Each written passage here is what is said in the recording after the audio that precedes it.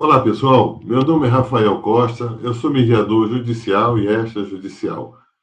O vídeo de hoje vai tratar sobre o mediador, quem ele é, o que ele faz e qual é a sua formação. Isso é muito importante para que nós possamos conhecer aquele profissional que vai nos atender no momento que precisarmos solucionar um conflito.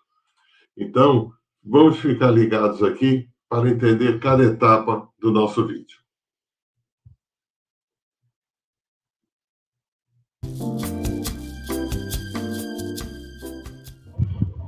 Pessoal, antes de começar, eu queria dizer que os temas que vamos tratar hoje nesse vídeo estão contidos nesse e-book que aparece à sua tela. Vale a pena conhecê-lo seguindo as instruções que estão aqui abaixo na descrição desse vídeo.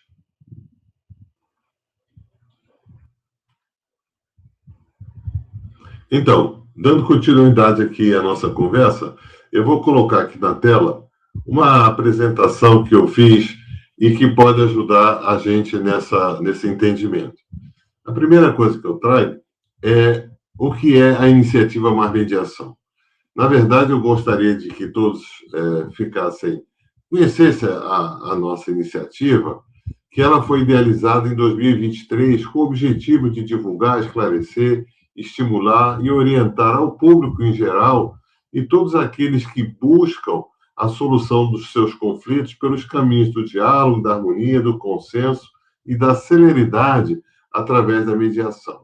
A mediação como um todo, ela não é tão conhecida, tão divulgada no Brasil, embora todos nós que passamos por algum processo judicial, em algum momento vamos nos encontrar com ela.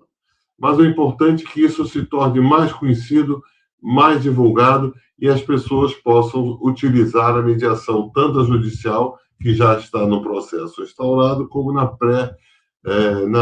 extrajudicial. Então, vamos falar do mediador de conflito. Quem é, o que faz e a sua formação. Primeiramente, vale a pena a gente relembrar o que já foi dito em outro vídeo, que tem aqui embaixo na nossa descrição, o que é a mediação e também falando um pouquinho do mediador. A mediação é um procedimento para a solução de conflito de perfil privado, quando ela é extrajudicial, ou público, quando ela é judicial, já dentro de um processo instaurado. Tem a característica de ser não adversarial, ou seja, não há briga, a busca de entendimento, realizadas em sessões individuais e conjuntas, presenciais ou virtuais. Hoje, naturalmente, com toda a tecnologia, já é possível fazer audiências virtuais, né? Aplicado para prevenir ou resolver conflitos entre duas partes de forma autocompositiva, livre e voluntária, com o auxílio de uma terceira pessoa imparcial aos acontecimentos, que é o mediador. Então, quem é o mediador? O mediador é um profissional capaz legalmente e capacitado tecnicamente, que tem que estar em contínuo desenvolvimento da sua profissão, com devida remuneração, como qualquer outro profissional, e ele é oriundo de diversas áreas do conhecimento. Há o entendimento de que todos os mediadores vêm da área do direito.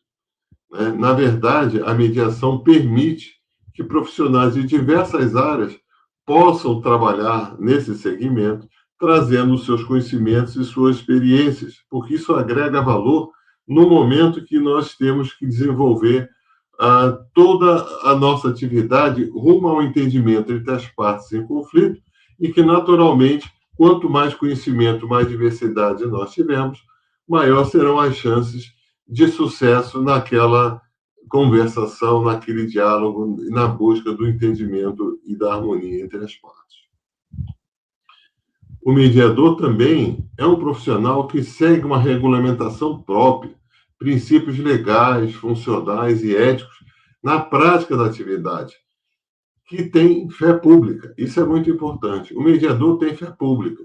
Então, as atas ou os termos de audiência ou de sessões de mediação que são assinados pelos mediadores passam a ter fé pública e valor legal. Fundamentalmente, o mediador busca o quê? a cultura da paz, que é que toda a sociedade, que todos nós possamos viver em paz e harmonia. Também a harmonização social, que significa dizer que a gente deve ter equilíbrio em tudo que fazemos em sociedade. E também a restauração dos vínculos entre as partes dentro dos limites possíveis daquelas relações sociais. Ou seja, se há um conflito entre pessoas, né, as pessoas em algum momento podem restaurar, ou em todo, ou pelo menos em parte, aqueles vínculos que tinham, né, para que, uma vez resolvido o conflito, isso deixe de ser um problema para as pessoas que um dia estiveram em litígio. A profissão de mediação, ou de mediador, tem a sua classificação brasileira de ocupação no Ministério do Trabalho, sobre o número 3514, que são serventuários da Justiça e afins, e especificamente no caso do mediador extrajudicial, tem um item específico, é o 3514, 35, que fala do mediador extrajudicial, que é aquele que atua em procedimentos extrajudiciais de solução de conflitos. Ok? E o que faz o mediador? Primeiro de tudo, como todo profissional, ele cumpre com todos os passos do procedimento da mediação, conforme as melhores práticas e a regulamentação aplicável. Não há como mediador, dentro desse aspecto que nós trabalhamos, sair daquelas regras que estão estabelecidas em lei e também dentro dos princípios éticos da nossa profissão. Por meio de práticas, teorias e ferramentas, o mediador, em qualquer lugar do mundo, independentemente das circunstâncias, vai buscar o diálogo construtivo e o entendimento, através das quais as partes podem expor livremente os seus pontos de vista sobre o conflito. O que é importante nesse ponto aqui? Primeiro, falamos de práticas, né? Práticas são coisas que aprendemos ao longo do tempo, com a experiência, e intercâmbio de informações entre os mediadores, né? As teorias estão todas na nossa literatura da mediação, que é muito vasta. E as ferramentas são digamos, aqueles artifícios que nós temos, que são 12, basicamente 12 ferramentas, em que permitem que a mediação se proceda da melhor forma possível. Nós temos a primeira, que eu considero a mais importante, é a escuta ativa. Em outros vídeos mais adiante, nós vamos falar sobre isso. A escuta ativa é a capacidade do mediador de escutar as partes de tal forma que possa contribuir através do seu próprio raciocínio, da sua experiência, das suas práticas, oferecer a melhor forma de ajudá-los a compor a solução do conflito. O que é importante também aqui? Em qualquer lugar do mundo, e independente das circunstâncias. Nós temos visto recentemente questões de mediação internacional conhecidas aí no noticiário, né? Então, isso vai funcionar sempre na medida em que há a busca do diálogo construtivo e o entendimento. Não existe a possibilidade de haver mediação se as partes não têm boa vontade, não têm disposição ao diálogo e aquilo que chamamos, e vamos repetir sempre essa palavra, entendimento. Então, cada um deve expor a sua opinião, os seus comentários, as suas percepções sobre o caso. Devemos sempre ouvir com atenção e respeito, para que, de alguma forma, possamos chegar a um ponto de interseção ou um denominador comum, como a gente costuma falar também. O mediador, ele é dedicado a promover o diálogo, a ouvir atentamente as pessoas, né, que tecnicamente chamam de partes, e dar as orientações necessárias para somarmos os esforços colaborativos. Ou seja, se existe uma ideia de colaboração, vamos somar esses esforços, vamos encontrar o caminho para isso. Também diminuir as desavenças. É muito comum que as pessoas cheguem às sessões ou às audiências de mediação, né, com um excesso de desavenças, excesso de rancores, que precisam ser, de certa forma, ou diluídos ou deixados para trás, para que haja a possibilidade de haver um entendimento, né? Devemos, por isso, multiplicar nossas convergências. É comum também encontrarmos em situações de conflito que há mais convergências do que divergências. As pessoas querem a mesma coisa, de repente estão falando as mesmas coisas, mas de formas diferentes, né? E como elas não se falam, têm muitas desavenças, elas não conseguem entender que uma pode ajudar a outra, né? E, por fim, temos que dividir os resultados positivos que são alcançados com o nosso diálogo, com o nosso entendimento e aquele acordo que a gente pode alcançar sempre que a gente trabalhar por isso, né? O que é importante eu lembrar aqui? Que o objetivo da mediação não é necessariamente o acordo. O objetivo da mediação é alcançar o entendimento entre as partes. O acordo será fruto daquele entendimento que for alcançado. Certo? O mediador também utiliza de teorias e técnicas desenvolvidas em estudos específicos, como também conhecimentos e experiências próprias, com amplo respeito às ideias contraditórias das partes, das pessoas, né? Sem certo ou errado, sem presunções, sem sentimento de culpa e, sobretudo, sem julgamento. Busca somar esforços conciliatórios que permitem que o conflito seja solucionado com harmonia, celeridade e satisfação das pessoas. Olha só que nós falamos de teorias e técnicas. As teorias são muitas dentro da literatura da mediação e as técnicas são sinônimos das ferramentas que utilizamos, basicamente 12, né? Sendo que eu considero e a maioria também considera a principal a escuta ativa, capacidade de escutar as partes e, a partir daí, formar algum tipo de possibilidade de entendimento. Também é importante que os conhecimentos e experiências do mediador sejam aplicados nesse momento em que há um diálogo rumo ao entendimento entre as partes, com amplo respeito às ideias contraditórias. É comum e é natural que numa sessão de mediação ou em qualquer discussão que a gente tem na nossa vida diária, que haja ideias contraditórias. O contraditório é bom, né? O que não é bom é a gente levar ao extremo e chegar à ofensa, à agressão, porque temos ideias diferentes, né? Na mediação, a gente vai um pouco mais além. A gente não estabelece o que é certo e o que é errado. Nem tem presunção sobre nada. Nem sentimento de culpa, muito menos fazemos qualquer julgamento. Importante que as ideias contraditórias venham à discussão para que se possa entender o que cada um traz e que cada um pode colaborar com o esforço conciliatório que permite que, no final, com o trabalho realizado pelo mediador junto com as partes, com as pessoas, haja uma solução harmônica, célere, com alguma rapidez, dentro das possibilidades existentes, né? E com a satisfação. Sempre que há o entendimento e um acordo através da mediação, ainda que não seja o melhor na opinião de cada um, será sempre melhor que uma decisão de alguém. Então, se alguém tomar uma decisão por nós, pode ser que ela não seja melhor. No entanto, se nós chegarmos a algum entendimento conciliatório, provavelmente, ainda que não seja melhor aquilo que a gente gostaria, vai ser melhor do que uma decisão da qual a gente não participou. Por ser um profissional capacitado e dedicado à solução de conflitos, como dissemos em reuniões presenciais e virtuais, o mediador trabalha fora da formalidade dos tribunais. O que quer dizer isso? Fora da formalidade dos tribunais. Nós não estamos aqui diante de um juiz, não é? Nem somos advogados, não assumimos esse papel.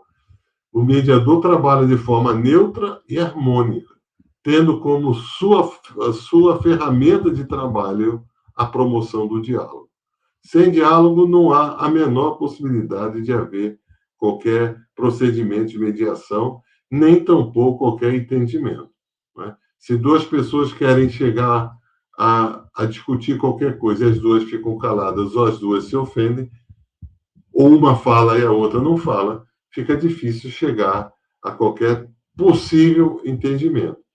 E é importante lembrar que o mediador não assume em momento nenhum o papel de advogado, ou seja, aquele que defende o cliente, né? Aliás, os advogados são sempre bem-vindos às nossas audiências, às nossas sessões, com o perfil de orientador, não de defensor, porque na audiência de mediação não há quem ganhe e quem perca, os dois ganham, né? As duas partes ganham. E também não há, naturalmente, a função de juiz. Por isso que na mediação não há, o mediador não faz, não emite qualquer juízo de valor, né? Ele também não faz elementos de nenhuma prova ou evidências, caso já esteja um processo iniciado, né? Não fica buscando detalhe de quem fez o quê, aonde, quando, né? Não impõe nem pressiona por decisão das partes. Quando a gente tem uma mediação judicial, é comum que isso esteja dentro de um processo que tem alguns elementos que já estão lançados ou juntados àquele processo. Nós não utilizamos nenhum desses elementos para promover o entendimento e o diálogo. Quando estamos numa audiência ou numa sessão extrajudicial, não é? Nós também não buscamos aqueles detalhes excessivos que muitas vezes geram mais discussões e picuinhas do que necessariamente uma boa vontade em relação à solução do conflito. Mas existe um detalhe importante. A legislação brasileira permite que haja a figura do conciliador. O que é o conciliador? É um mediador, com todas as mesmas características do mediador, só que naquele momento específico, dentro digamos, da relação que existe naquele caso específico, o mediador pode propor alternativa de solução caso as partes se interessem ou desejem. É comum que chegue a um momento de impasse. Há muita discussão, há muito avanço, mas chega um momento em que as partes já têm dificuldade de decidir o que querem. Um bom trabalho de um conciliador, já percebendo que caminho levaria ao entendimento, ao quem sabe, a um acordo, pode fazer algum tipo de proposta. Particularmente, eu acho que esse tipo de ação também deveria estar no rol dos mediadores, né? Porque na mediação também há momentos em que existe um impasse. Talvez não seja uma proposta ou uma alternativa para a solução do conflito, mas quem sabe algumas sugestões possam ser dadas para que as partes pensem um pouco sobre aquilo de forma fora da caixa, fora das condições que normalmente eles estariam, não é? Agora, o que é muito importante, a gente não pode deixar nunca de citar. Os mediadores e também os conciliadores, como nós falamos há pouco, têm que manter a confidencialidade, a imparcialidade e a neutralidade. Essas são os três principais princípios da mediação. O que quer dizer a confidencialidade? Tem que se guardar, digamos, o segredo, né, de todos os assuntos que são tratados. Nada pode ser divulgado. No caso da mediação extrajudicial, isso é um fator importantíssimo, porque isso é uma relação particular entre as partes, sejam elas pessoas ou empresas, ou pessoas e empresas, né? Porque a confidencialidade faz parte até do sucesso daquela negociação, daquela conversa, daquele entendimento. E evita que as soluções se tornem públicas. No caso da mediação judicial, acontece o mesmo. Porém, a confidencialidade, ela vai até o ponto do acordo que foi determinado e que vai ser lavrado em termo e vai ser juntado a um processo. Nesse momento, ele se torna público. mas somente a decisão das pessoas. Tudo que for conversado durante a mediação, seja ela extrajudicial ou judicial, nunca pode ser divulgado, nem pelas partes, nem pelo mediador. Isso é muito importante. Falem sempre sobre isso com os mediadores que vocês conversarem. Também guardamos a imparcialidade em relação às partes ou pessoas que vêm em busca da mediação. Nunca haverá preferência por uma parte ou por outra, preferências, entendimento um pouco melhor de uma parte do que outra, porque senão se quebra o princípio da imparcialidade. Isso também se reflete no período pós-mediação. Se terminada a mediação, uma das partes quer conversar com o mediador sobre qualquer tema da própria mediação, isso deve ser evitado, a não ser que se chame novamente as partes para que aquilo seja discutido em conjunto, né? Para que não haja quebra da imparcialidade. E, por último, a neutralidade, que é preciso manter em relação aos fatos e as questões que o conflito nos traz. Então, não pode haver nenhum julgamento, nem certo nem errado, né? Não pode haver análise de mérito, ou seja, por que o fulano fez isso ou a fulana fez aquilo. Isso não é importante, não é decisivo na mediação, porque isso, ao invés de colaborar, termina dificultando a própria mediação. Se houver uma neutralidade, tudo aquilo fica em stand-by. E, a partir daí, nós podemos conversar de forma livre, deixando para trás aquilo que em algum momento causou o problema e gerou o conflito. E também, por questões éticas e legais, o mediador que trabalhou em determinado processo ou determinado procedimento de mediação não pode servir de testemunha para o caso de que alguma das partes se sinta prejudicada e resolva dar seguimento ao processo judicial, o que é perfeitamente possível e legal. Só que o mediador não pode ser testemunha. Ok? E, por último, nesse ponto muito importante, que a gente deve lembrar sempre, e fazemos isso com frequência naquilo que chamamos de declaração de abertura, que é um assunto que vai motivar um outro vídeo mais adiante, é que não pode haver qualquer tipo de registro das audiências das sessões de mediação, por nenhum meio audiovisual, nem por vídeo, nem por print, nem por foto, nem por áudio, de nenhuma forma, porque isso contraria diretamente os princípios éticos e também os legais daquela confidencialidade que nós falamos há pouco. Vamos falar agora da formação do mediador. O mediador tem dois tipos de formação: a formação para atuar na área extrajudicial e para atuar na área judicial. Uma complementa a outra, mas é importante que a gente consiga fazer uma boa distinção entre uma e outra. Primeiramente, a gente fala o seguinte, que para atuar como mediador, é preciso estar capacitado com curso de qualidade em mediação, ter idoneidade moral e conhecimento sólido sobre os temas daquelas áreas que deseja atuar, né? O Conselho Nacional de Justiça, o CNJ, sempre nos pede que haja um desenvolvimento contínuo, que a gente sempre esteja estudando, fazendo algum curso, lendo algum livro. Eu mesmo já escrevi 3 livros, faço curso continuamente, né?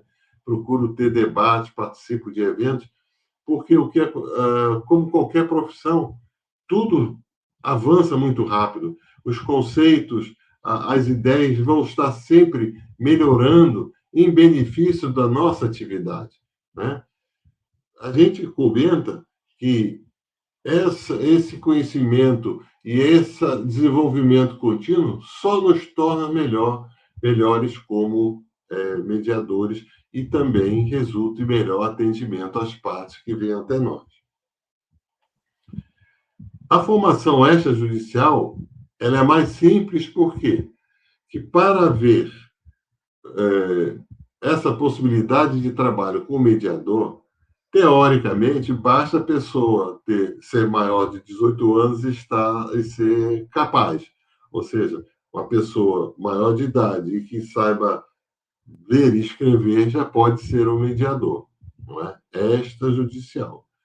Porém, dificilmente alguém vai conseguir desenvolver um bom trabalho se não tiver um mínimo de estudo. Por quê? Porque a mediação, querendo ou não querendo, ela está atrelada a uma legislação. Nós temos a lei da mediação, nós temos o Código de Processo Civil, nós temos que conhecer, alguns casos, o Estatuto da Criança e do Adolescente, o Estatuto do Idoso, né? A Constituição Federal, quando é necessário, né? E também as leis que regem a questão de remuneração, de horários que a gente pode trabalhar, enfim, há uma série de circunstâncias. Por isso que, na minha opinião, deve haver uma capacitação, uma carga horária mínima sugerida, que eu sugiro, de 60 horas de teoria e prática, né? Seria alguma coisa como 30 horas de teoria, mais 30 horas de prática. Que prática seria essa? É quando o mediador participa de audiências, né? Seja no âmbito judicial ou extrajudicial, como observador e, mais adiante, até como co-mediador também, fazendo as suas colocações, né? Então, é um mínimo que a gente deve ter. Eu mesmo, para iniciar a minha carreira como mediador, eu fiz uma pós-graduação de 360 horas, depois fiz a minha certificação como mediador judicial, que foram mais 108 horas, e mais uma infinidade de horas de aulas de participação prática, né, assistindo mediação e estudando também. Então, nas minhas contas, eu, quando comecei a praticar a mediação, eu já tinha mais de 500 horas de estudo, né? E a partir daí também, com o aumento do meu estudo, o que eu fiz? Escrevi 3 livros que estão disponíveis aqui, quem quiser se interessar também. E o que é importante? Deseja-se sempre um bom conhecimento e experiência na área de atuação. Por exemplo, se uma pessoa tem vocação para a família, de cuidar de assuntos de família, é diferente, por exemplo, de cuidar da área de finanças, né? Porque são coisas distintas. Há pessoas que têm extrema vocação à área educacional e que podem atuar na mediação escolar, por exemplo, pessoas que têm experiência na área condominial, que é o meu caso em particular, família e condominial. Então, também a gente pode oferecer um melhor atendimento nessa área.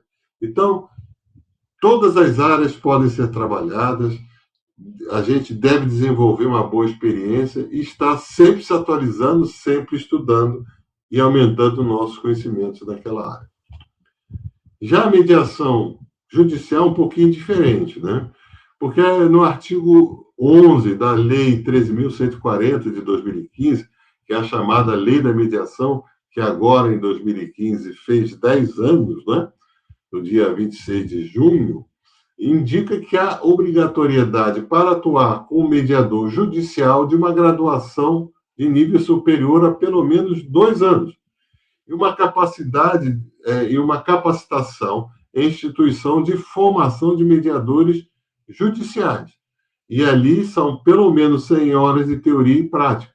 E essas, digamos, instituições podem ser do Estado, como os tribunais de justiça do Estado, ou entidades privadas, desde que elas sejam reconhecidas pela Escola Nacional de Formação e Aperfeiçoamento de Magistrados, que é o ENFAM, e também observados os requisitos mínimos estabelecidos pelo Conselho Nacional de Justiça.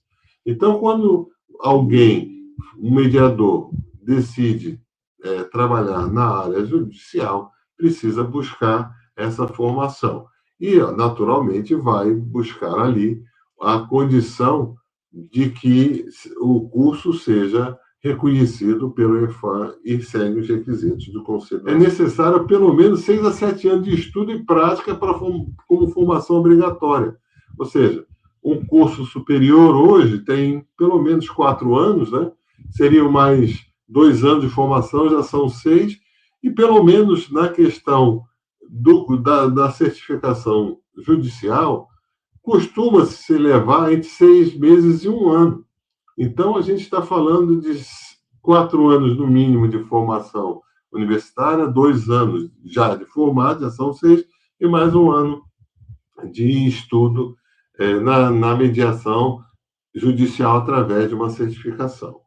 O que é interessante é que a formação judicial já traz, em grande parte, a formação também para mediador extrajudicial. Então, no momento em que há a formação ou a certificação de mediador judicial, automaticamente também já se tem conhecimentos básicos necessários para atuar no âmbito extrajudicial. E onde estão os princípios éticos e regras de conduta do mediador que vai atender? E aí isso é muito importante para saber que o mediador tem aquela fé pública que nós falamos lá atrás, porque ele tem que cumprir determinados princípios, né? O primeiro deles está no anexo 3 do Código de Ética da Resolução 125 de 2010 do Conselho Nacional de Justiça, do CNJ. Essa resolução, digamos assim, foi lá em 2010 a primeira norma, ou a primeira regulamentação do que hoje nós temos como mediação, que depois foi atualizada com o CPC, o Código de Processo Civil de 2015, e logo depois com a Lei da Mediação, a Lei 13.140, que é o que a gente fala no item anterior, o seguinte, né? Que é a Lei 13.140 de 2015, a Lei da Mediação. Ali, nesses dois itens, né, nessas duas leis, estão contidos todos os princípios éticos e regras de conduta do mediador. Quem tiver interesse, aqui embaixo tem os links para que as pessoas possam ler e se inteirar sobre esse assunto. Um outro tema importante que deve ser tratado aqui nesse vídeo sobre o mediador é o seguinte: muitas pessoas vêm até os mediadores e perguntam quais os conflitos que podem ser mediados. Será que todos podem ser? Então, a gente traz aqui um esclarecimento para que todos fiquem cientes daquilo que pode ser feito e que deve ser feito, né? Primeiramente, nós falamos dos direitos disponíveis, né? Que são aqueles que possuem expressão econômica e que as partes podem livremente dispor. Nós falamos de bens, de dívidas, de numerário, ou seja, de dinheiro, cash, né? Benefícios de alguma forma, investimentos, propriedades, né? Então, tudo que tem uma expressão econômica, chamamos de direitos disponíveis. São aqueles que podem ser mediados imediatamente, não é? E mais recentemente, com o avanço da mediação, nós também passamos a mediar os direitos indisponíveis que admitem alguma transação, que são aqueles passíveis de uma construção conjunta. Por exemplo, uma separação, guarda de filhos, alimentos, convivência, cuidados de uma forma geral, utilização de bens. Ou seja, por que eles são indisponíveis, esses direitos? Você não pode impedir uma separação. É indisponível alguém dizer que não quer uma separação. A guarda de filho, por exemplo, é indisponível o direito do pai e da mãe de ver e conviver com os filhos, né? Os alimentos, é indisponível o direito do filho dizer, não, eu não quero receber pensão. Só depois de maior de idade, mas até 18 anos ele tem o direito e ele não pode dizer que não quer, ele tem que receber, né? Por isso que nós chamamos de indisponíveis. No entanto, eles admitem transação. Então, o fato deles serem indisponíveis significa que a gente pode, de alguma forma, organizar a utilização desses direitos através de um entendimento, através de um diálogo. Então, é muito comum as pessoas, um casal que já, eventualmente, já não tenha mais vontade de permanecer dentro de uma relação conjugal, possa pedir uma separação através da mediação, estabelecer a guarda dos filhos, né? Nós vamos falar sobre isso também em vídeos sobre a mediação familiar, mas eu já antecipo que guarda é o somatório de guarda no sentido da responsabilidade parental, mais o lar de referência, né? Que também vamos ver isso com calma. Os alimentos, quanto vai se pagar, que dia que se paga, a convivência, que dias são os pais, ou o pai ou a mãe, né? Dependendo de com quem fica a criança, né? Como será essa convivência, os cuidados, em especial com os idosos, né? Cuidados com pets também, agora, isso é bastante relevante, né? E também utilizações, alguém tem uma casa, fica com o ex-marido, com a ex-esposa, como se utiliza aquele bem comum, e por aí vai, né? Então, os conflitos que podem ser mediados são aqueles disponíveis, aqueles que têm uma expressão econômica, e aqueles que são indisponíveis, mas que admitem uma transação, que podem ser, estão passíveis de uma construção conjunta, sem perder a sua indisponibilidade. Ok?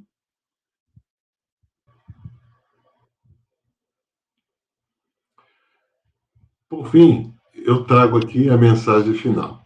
Se você está envolvido ou deseja evitar um conflito, a primeira coisa que você deve fazer é conversar com outra pessoa, com outra parte, quem sabe com o auxílio de alguém que esteja próximo, que possa ajudar nesse momento. Mas se isso não for possível, não deixe que o conflito tome uma importância ou um tamanho que termine sendo insustentável, irreparável. É o que nós chamamos a espiral do conflito. Vai chegar um momento em que vai ficar quase impossível solucionar aquele conflito e que, por conta disso, pode até chegar à violência, né? Por isso que eu sempre digo, se não houver a possibilidade de resolver entre as partes, busque auxílio e orientação de um mediador na sua região.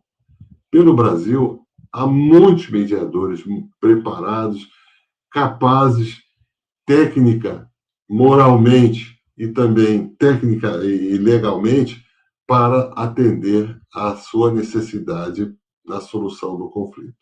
Se por acaso não encontrar na sua região, entre em contato comigo e vamos conversar, ok? Sempre haverá essa possibilidade de resolver o conflito. Por isso que eu trago mais uma vez aqui a, a mensagem do Iniciativa Mais Mediação. A solução para o seu conflito é possível e pode estar mais próxima do que você imagina. O que nós queremos dizer com isso? Que não há problema sem solução, não há conflito sem solução. Sempre será possível e ela pode estar mais próxima do que a gente imagina, porque muitas vezes a gente não conhece as possibilidades, os benefícios que a mediação nos traz. A mediação tem uma capacidade imensa de trazer conhecimento, experiências, técnicas, teorias. Então, a possibilidade de solucionar o conflito realmente é muito grande. É infalível? Não. Nada é infalível nesse mundo. Mas as possibilidades são muito grandes. E as soluções certamente surgirão por um caminho harmônico, equilibrado, célere, ou seja, rápido, menos estressante. Isso é muito importante. Porque qualquer processo judicial, por mais rápido que ele caminhe, não leva menos de 1 ano ou 2 até que se chegue um despacho, uma decisão final de um juiz, que, por melhor que seja, pode não ser exatamente aquilo que as partes desejam, né? A mediação traz consigo essa possibilidade das partes formatarem, moldarem a solução. Se não for a melhor naquele momento, certamente será melhor do que uma decisão que vocês não terão participado, ok? O meu e-book, que eu chamo de Mediação de Conflitos, uma visão geral, tudo que foi discutido aqui hoje, foi comentado, foi falado aqui com vocês, está contido nesse livro. Se vocês se interessarem, o link está aqui abaixo. É um livro de 80 páginas, que traz muito material e serve de consulta também, cada vez que houver uma dúvida sobre a questão da mediação. Ok? Eu agradeço a todos que tiveram a oportunidade de estar aqui comigo até o final do vídeo. Outros vídeos mais adiante estarão disponíveis no canal. Muito obrigado e até a próxima.